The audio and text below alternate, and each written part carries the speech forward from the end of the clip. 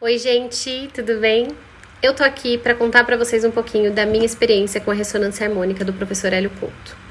Para mim, quando eu tive contato com o professor Hélio Couto, eu já tinha a formação de psicanálise, eu já tinha a especialização, em sombras de Carl Jung, e eu também já tinha formação em programação neurolinguística. Então eu confesso para vocês que estudar mecânica quântica com o Hélio Couto não foi tão difícil no início, porque eu já tinha essa base. E ele usa muito a base da programação neurolinguística e da psicanálise. Então foi mais tranquilo.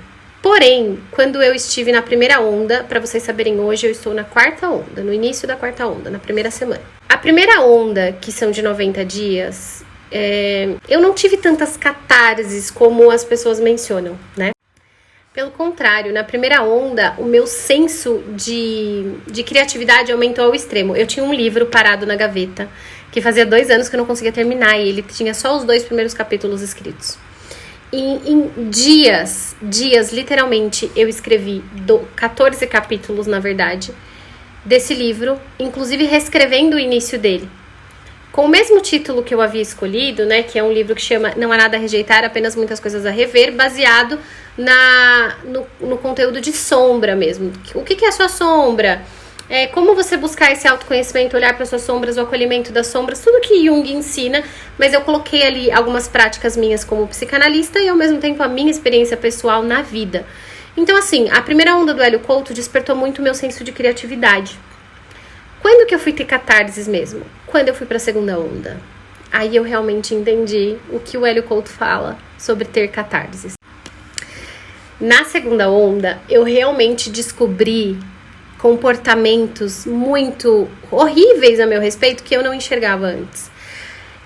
Estavam tão camuflados e na segunda onda eles foram despertados, algumas emoções e faltas e questões com rejeição, crenças de dinheiro, e isso fez com que piorasse drasticamente a minha vida de relações, a minha vida com dinheiro, a minha vida espiritual virou de cabeça para baixo.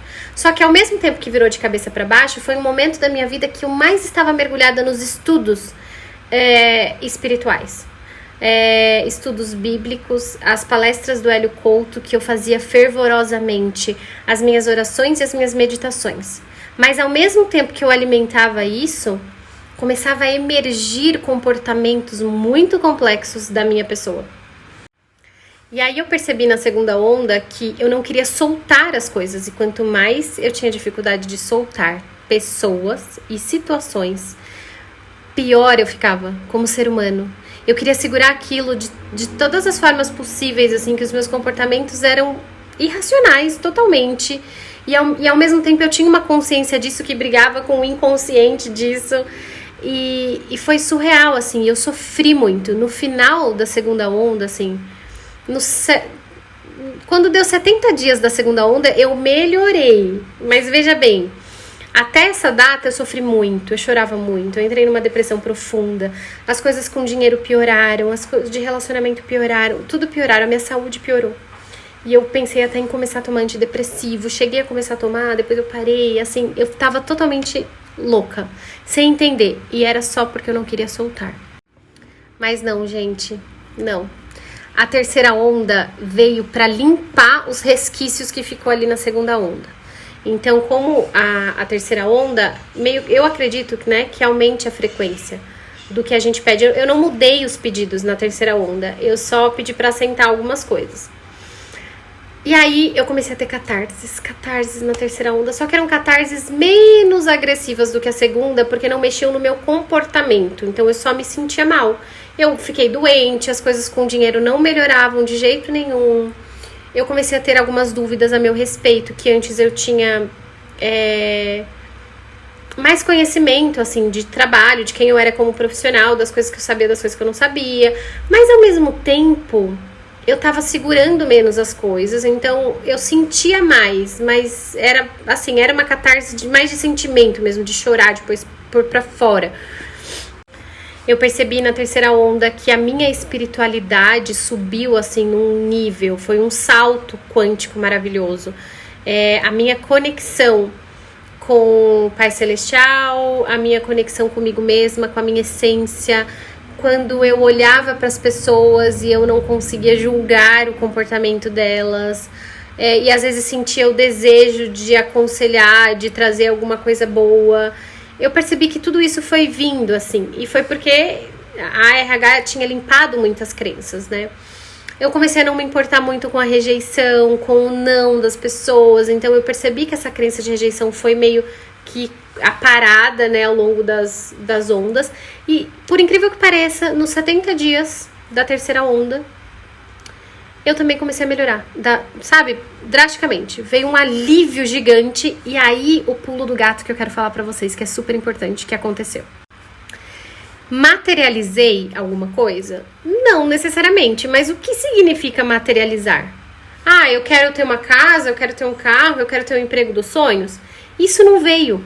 Só que veio, assim, uma mudança tão grande de comportamento, de sentimento, de como eu me posicionei perante a vida, que eu entendi que isso é a materialização do que eu também pedi. Porque eu pedi arquétipos, eu pedi coisas importantes, eu queria mudar exatamente o que eu vibrava, como eu me sentia perante as pessoas, como eu me chateava com as coisas, e eu literalmente mudei. Então, materializei sim isso, e isso me trouxe pessoas novas na minha vida, situações diferentes, a maneira que as pessoas me enxergavam. Claramente houve uma mudança de frequência de energia, e o quanto eu estava me sentindo bem e feliz. E o mais importante de tudo, com 70 dias da terceira onda, eu percebi que o soltar não é uma escolha forçada. O soltar também faz parte da RH. Se você não tá conseguindo soltar e fica frustrado como eu ficava, eu não consigo soltar, como que eu faço isso, como que eu faço para deixar esse problema para lá e não sentir?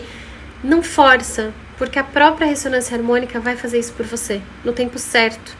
Porque ela vai limpando as crenças, ela vai limpando as coisas começam a acontecer de um jeito para que pessoas não estejam mais na sua vida, situações, tipos de emprego, eu não sei, aquilo que não combina mais com a sua nova frequência é expurgado.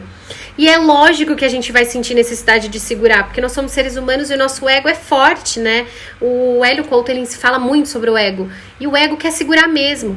Só que eu entendi que a minha frustração de não conseguir soltar não precisava dessa frustração, porque a própria RH, no momento certo, me despertou e eu simplesmente acordei sem necessidade de segurar nada e eu já tinha soltado e não sentia mais nada.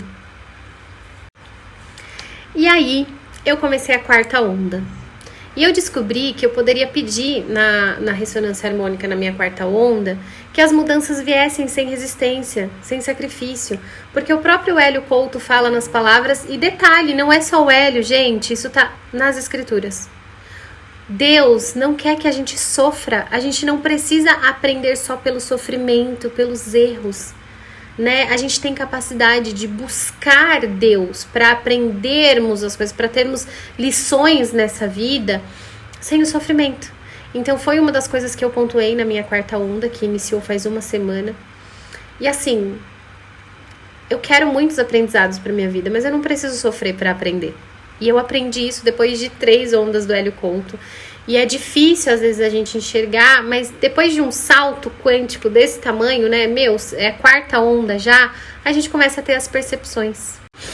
Se eu puder dar um conselho para vocês aqui, referente à ressonância harmônica do Hélio Couto, eu buscava muito no início ouvir o relato de outras pessoas, que fez muito sentido para mim e me ajudou muito, tá? Porém, eu tô aqui relatando pra vocês e eu gostaria de falar uma coisa importante. O processo ele é muito individual. O que aconteceu comigo na primeira, na segunda, na terceira onda não vai acontecer igual com vocês. Tem pessoas que têm catarses absurdas na primeira onda. Eu tive um vislumbre de criatividade muito grande. Mas na segunda onda as coisas pioraram. Tem pessoas que vai aprender a soltar na segunda, na terceira, na quarta, talvez na quinta, na sexta, eu não sei. O processo ele é muito, muito individual.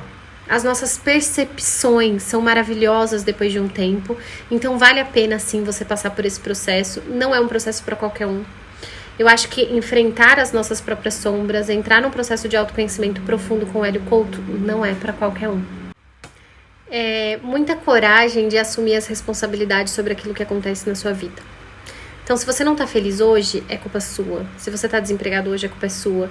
Se você não tem dinheiro hoje, é culpa sua. Se você tá doente hoje, é culpa sua.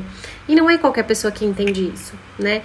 O ser humano, ele aprende muito cedo, desde muito pequenininho, a culpar a situação ou outras pessoas.